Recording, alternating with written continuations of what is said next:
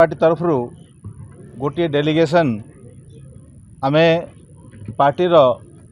राज्यर अन्यतम उपसभापति श्री विष्णु दास एवं आमर मीडिया सेल कन्वीनर सुजीत दास आमर श्री रश्मि रंजन कानूनगो एवं आमर संग्राम बाबू आमे समस्ते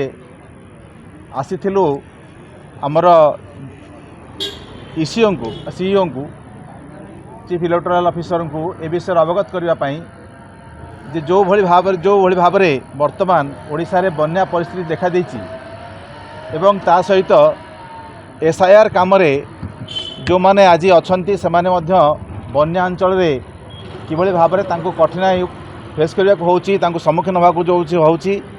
से परिस्थिति रे एसआईआर जो आमर काम चली से काम रे सामान्य विलंब हो पारे तेणु जो निर्दिष्ट तारीख निष्पत्ति करा जायछि 4 अगस्त पर्यंत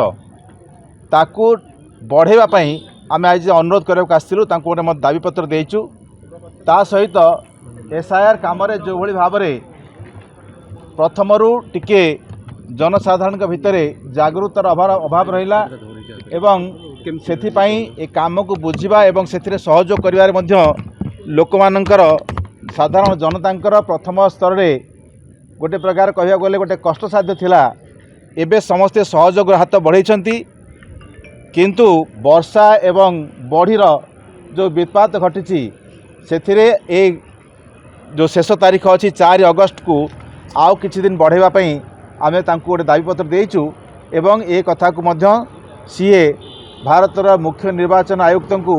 ताकू फॉरवर्ड करिकी तांकर अनुमति नेबा पई आमको प्रतिश्रुति देइछन्ति। जदि आपनकु आम भिडियोटी भल लागिला तेबे आम चैनल को लाइक शेयर सब्सक्राइब करबा को जमा भी भूलंतु नाही।